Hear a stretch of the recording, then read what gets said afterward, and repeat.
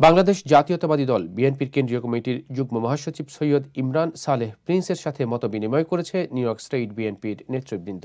New York সিটির Jackson হাইটসের একটি রেস্টুরেন্টে এই অনুষ্ঠানের আয়োজন করা হয়। এ সময় নেতৃবৃন্দ বাংলাদেশে দ্রুত একটি গ্রহণযোগ্য নির্বাচনের দাবি জানান।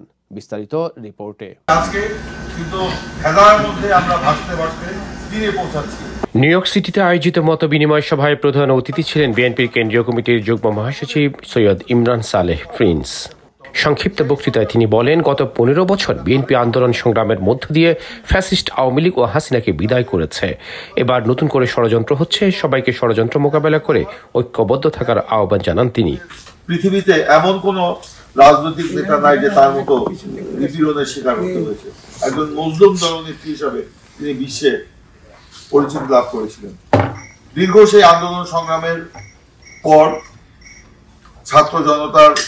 ছাত্রদের সেই কোটা বিরোধী আন্দোলন এবং তার উপরে আওয়ামী লীগ সরকারের যে দমন নিপীড়ন, নির্বিচারের গুলি, এরপরে এক দফা আন্দোলন এবং তারপরে আওয়ামী লীগ সরকারের পতন এবং তাদের দেশ ছেড়ে পালিয়ে যাওয়া, সবকিছুই এমন একটা পরিস্থিতির সৃষ্টি করেছে যে বাংলাদেশের মানুষ যেন আজকে নতুন ভাবে স্বাধীনতা পেয়েছে, এটি সকলের অনুভূতি।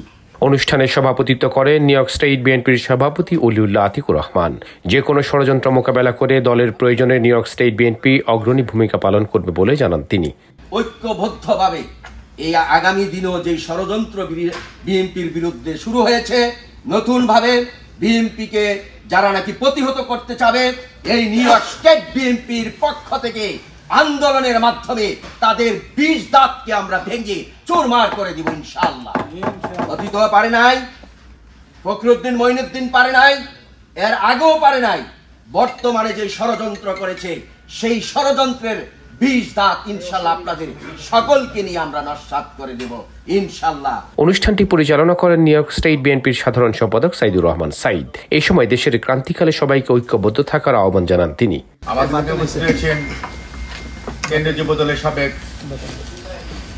আন্তর্জাতিক বিশেষ সম্পাদক জনাব M A বাতেনকে, new York State বিএনপির সম্মানিত সদস্য জনাব সাইফুল মাস্টারকে, সবাইকে ধন্যবাদ।